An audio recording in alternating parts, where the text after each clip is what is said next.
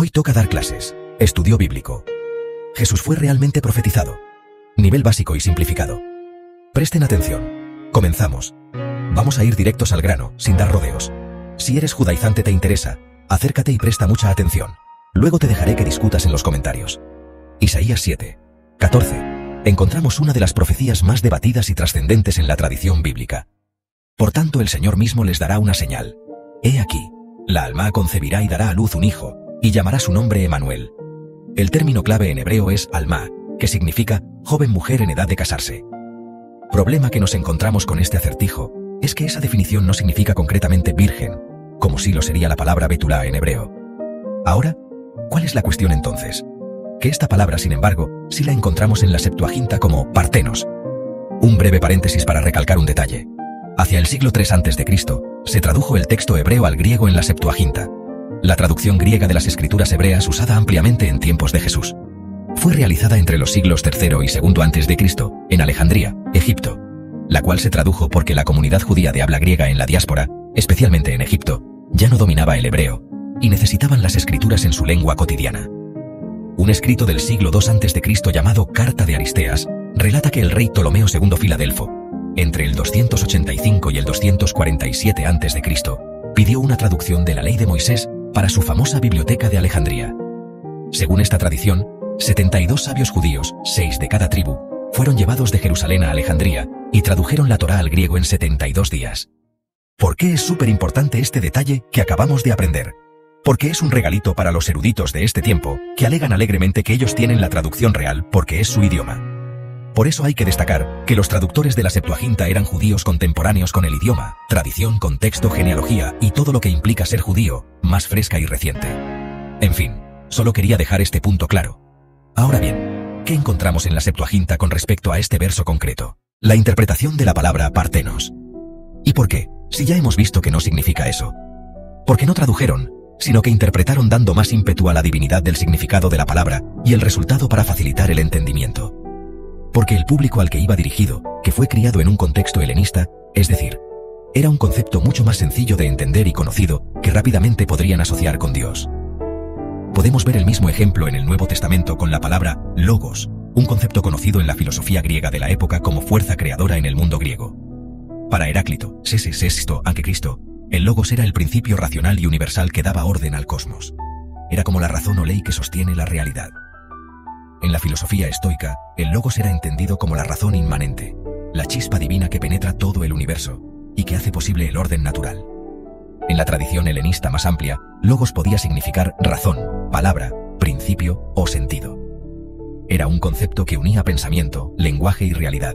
En el judaísmo helenista, Filón de Alejandría, siglo I a.C., judío helenista, utilizó logos para hablar de la razón o palabra de Dios como mediador entre el Dios trascendente y el mundo creado. El sentido de esta afirmación es más que comprensible. Una persona que reúne estos requisitos concretos. Resumen básico. Alma u joven mujer, designa a una persona de sexo femenino en etapa de juventud, en plenitud física y socialmente reconocida como mujer, pero aún al inicio de su madurez. En la sociedad de Israel, el término señala la edad núbil, es decir, cuando la muchacha está en la etapa de poder ser esposa y madre. Es más que obvio llegar a la conclusión que describe una mujer que aún no ha conocido varón. En la traducción al griego lo que hacen es resaltar lo imposible, exaltando la divinidad. Pero ahora vamos a ver el siguiente detalle. Vamos a leer el texto entero Lucas 1, 27 a 34. El ángel llevaba un mensaje para una joven llamada María. Ella estaba comprometida para casarse con José, quien era descendiente del rey David. El ángel entró a donde estaba María, la saludó y le dijo: Dios te ha bendecido de manera especial, el Señor está contigo. María se sorprendió mucho al oír un saludo tan extraño, y se preguntaba qué significaba eso. Entonces el ángel le dijo: No tengas miedo, María, porque Dios te ha dado un gran privilegio. Vas a quedar embarazada, y tendrás un hijo, a quien le pondrás por nombre Jesús.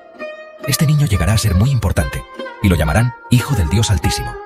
Dios lo hará rey, como hizo con su antepasado David. Gobernará a la nación de Israel para siempre, y su reinado no terminará nunca. María le preguntó al ángel: ¿Cómo pasará esto, si aún no me he casado? Exacto, ya tenemos la clave. ¿Qué podemos sacar de este texto? Que se encontraba en edad núbil, es decir, cuando la muchacha está en la etapa de poder ser esposa y madre. Respondiendo a la definición concreta de la palabra, alma, que significaba joven mujer en edad de casarse. Pero claro, este texto parte de los judíos, se la atribuyen a Ezequías, hijo de Acaz, quien más tarde sería rey. Pero he aquí un problema. Todos los complementos que se le atribuyen a este sujeto se cumplen en Ezequías o en el rey Acaz o en Isaías, o como otros también enseñan, en el pueblo de Israel. Isaías 9. Porque un niño nos es nacido, hijo nos es dado, y el principado sobre su hombro, y se llamará su nombre admirable, consejero, Dios fuerte, Padre eterno, príncipe de paz. ¿Qué definiciones nos presenta? Dios fuerte, Padre eterno, príncipe de paz. Ahora me pregunto yo, ¿Dios comparte su gloria? ¿Acaz es Dios? ¿El pueblo de Israel es Dios? Ahora, ¿esto qué profeta, qué pueblo o qué rey pudo cumplirlo? Vamos un pelín más lejos. Isaías 52 y 53. ¿El pueblo de Israel cumple esos requisitos? ¿En serio? Vamos a comprobar otro detalle. Daniel 9, 23 a 27. Al principio de tus ruegos fue dada la orden, y yo he venido para enseñártela, porque tú eres muy amado. Entiende, pues, la orden, y entiende la visión. 70 semanas están determinadas sobre tu pueblo y sobre tu santa ciudad para terminar la prevaricación, y poner fin al pecado, y expiar la iniquidad, para traer la justicia perdurable, y sellar la visión y la profecía, y ungir al santo de los santos. Sabe pues, y entiende, que desde la salida de la orden para restaurar y edificar a Jerusalén hasta el Mesías príncipe, habrá 7 semanas, y 62 semanas. Se volverá a edificar la plaza y el muro en tiempos angustiosos. Y después de las 62 semanas se quitará la vida al Mesías, mas no por sí. Y el pueblo de un príncipe que ha de venir, destruirá la ciudad y el santuario, y su fin será con inundación. Y hasta el fin de la guerra durarán las devastaciones. Y por otra semana confirmará el pacto con muchos. A la mitad de la semana hará cesar el sacrificio y la ofrenda. Después, con la muchedumbre de las abominaciones vendrá el desolador, hasta que venga la consumación, y lo que está determinado se derrame sobre el desolador. Primera pregunta: ¿quién es el Mesías príncipe que es quitado? Segunda pregunta: ¿quién pone fin a la ofrenda y al continuo sacrificio? Cuarta pregunta: ¿quién sella la visión y la profecía? Quinta pregunta: ¿quién pone fin a la iniquidad? Sexta pregunta: ¿quién pone fin al pecado? Séptima: ¿cuándo se ungió al Santo de los Santos? Pausa para transición a las respuestas. 1. ¿Quién es el Mesías príncipe que es quitado? Hechos 3:18. Pero Dios ha cumplido así lo que había anunciado antes por boca de todos sus profetas, que su Cristo había de padecer. Mateo 27:50. Mas Jesús, habiendo otra vez clamado a gran voz, entregó el Espíritu. El Mesías príncipe quitado, ¿quién de Jesucristo crucificado? 2. ¿Quién pone fin a la ofrenda y al continuo sacrificio? Hebreos 10:12. Pero Cristo, habiendo ofrecido una vez para siempre un solo sacrificio por los pecados, se ha sentado a la diestra de Dios. Hebreos 10:18. Pues donde hay remisión de estos, no hay más ofrenda por el pecado. Cristo puso fin a los sacrificios del templo con su sacrificio único. 3. ¿Quién sella la visión y la profecía? Mateo 5:17. No penséis que he venido para abrogar la ley o los profetas.